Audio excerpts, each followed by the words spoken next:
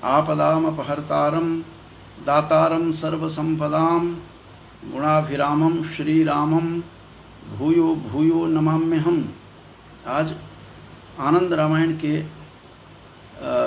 सारकांड का जो तीसरा सर्ग है उसको जब देखा तो आश्चर्य हुआ।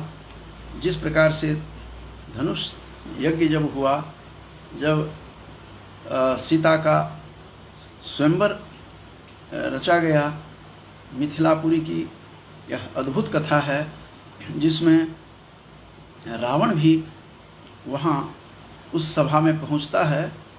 आश्चर्य की बात तो यह है कि रावण की पहुँचने की कथा मानस में तुलसी ने भी नहीं लिखा है।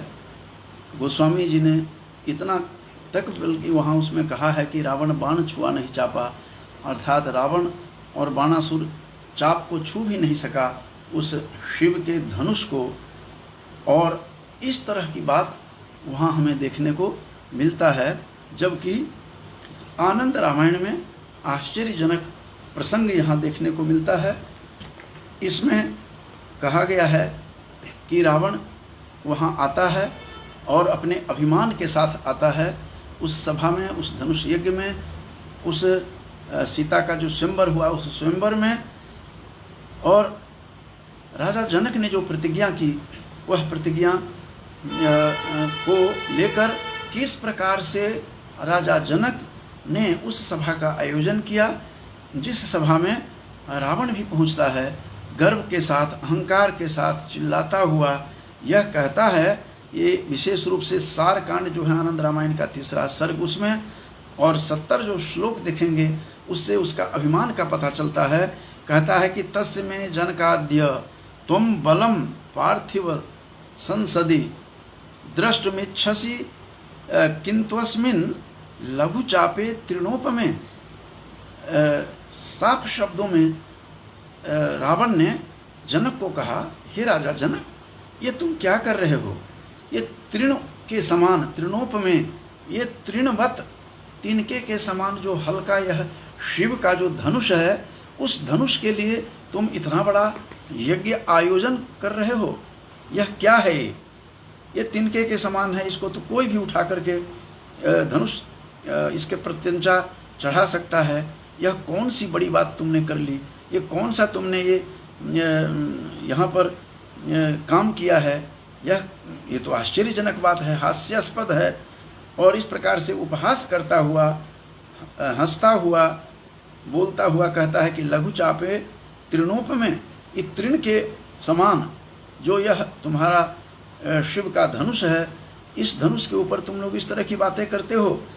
ऐसा कह करके जब दशानन ने सोचा, पहले तो बाएं हाथ से उठाने का प्रयास करता है, वह टस से मस्त शिव का धनुष नहीं हुआ। फिर उसने 2 हाथ से, 4 हाथ से, फिर उसने अपने 20 के 20 जो हाथ का प्रयोग करता है, 19 हाथों से धनुष को उठाता है और एक हाथ से वो प्रत्यंचा जो नीचे लटका हुआ है उसको ज्यों उठाने के लिए प्रयास किया कि धड़ाम से गिरता है और आकाश की तरफ मुंह है, नीचे धड़ाम से रावण गिरता है और ऊपर में धनुष गिरता है उसके छाती पर। चिल्ला रहा है, निकाल नहीं पा रहा है, धनुष को हटा नहीं पा रहा है अपने छाती के ऊपर से। धनुष इतना विशाल धनुष था, शिव का धनुष इतना विशाल था कि वाल्मीकि ने जिसके बारे में कहा है कि 8 पहियों वाला जो लोहे का संदूक था उसमें रखा हुआ था, जिसके बारे में कहा जाता है कि तुलसी बाबा कहते हैं कि 10 सहस्र भट्ट एक ही बारा लगे उठावन टरहि नटारा। और जब आप भागवत पुराण में जब देखते हैं राम की कथा को के प्रसंग में, तो वहाँ आया है कि 5000 योद्धाओं ने वहाँ जाकर के बड़ा मुश्किल से उसको उठा करके ले गया जिस धनुष को। उसको बड़ा उपहास करता था रावण, हंसता था। लघु चापे तृणोपमे बार बार कहता है, द्रष्टुमिच्छसि किंत्वस्मिन्, क्या देखना चाहते हो इस तिनके के समान इस धनुष में? रावण चिल्ला रहा है, बोल रहा है, हंस रहा है, व्यंग कर रहा है।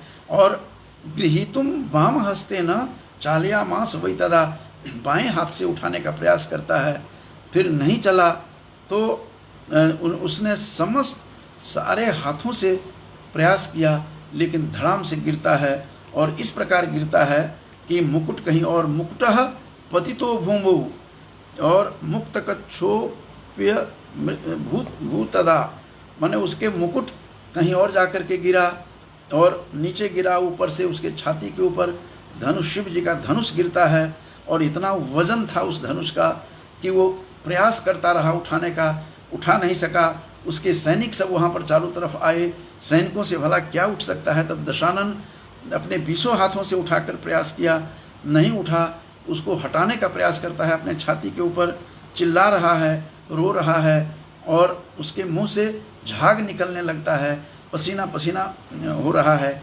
यहाँ तक कि इससे बड़ी बात और कुछ नहीं कही जा सकती है, जो 81 श्लोक में कहा गया है कि सदवस्त्रेषु दशास्यः सविष्ठामूत्रम तदा करोत।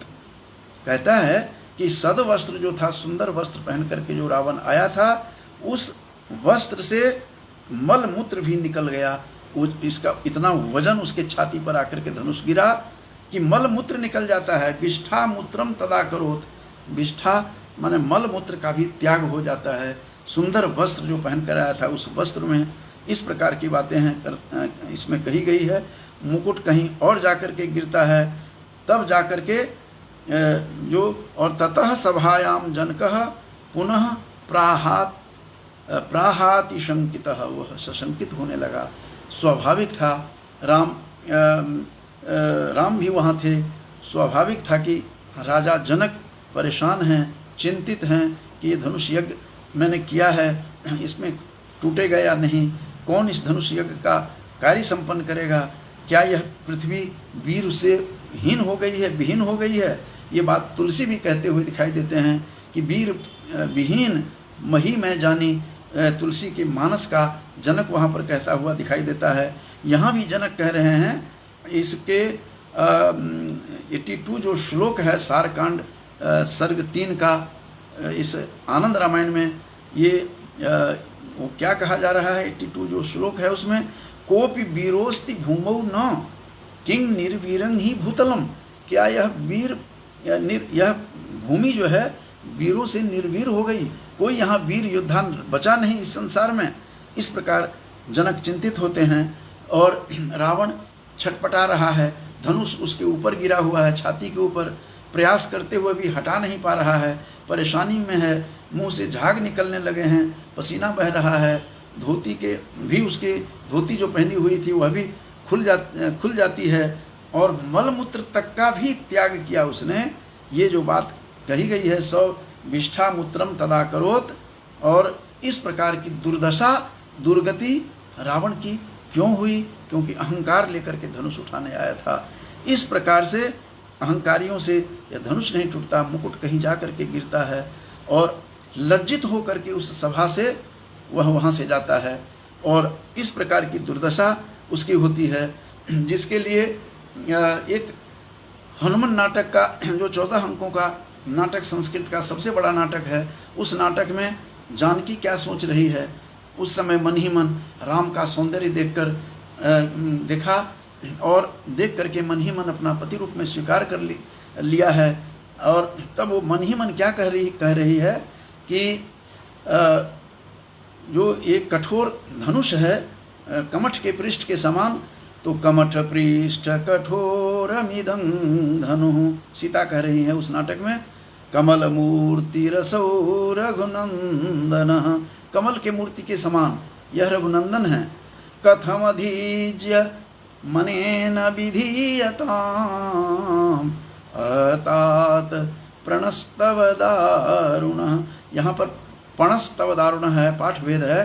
तो इस प्रकार से जानकी मन ही मन सोच रही है, हे पिता ये कैसा प्रण लिया आपने, कैसी प्रतिज्ञा की आपने, मन ही मन मैंने इनको अपना वर रूप में स्वीकार किया है।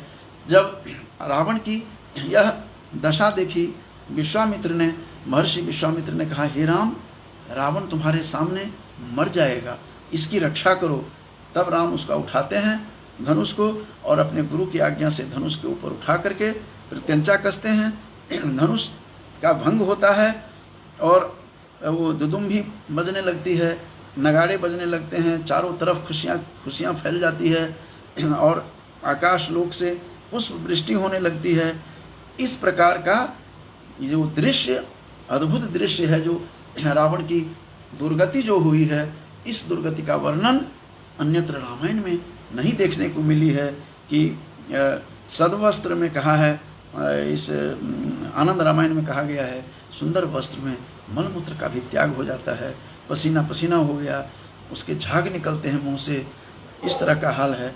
और उसके सैनिकों से तो क्या उठता, वहाँ से हटा नहीं सका अपने छाती से, पर गिरे हुए धनुष को फिर जाकर के राम ने उसकी रक्षा की।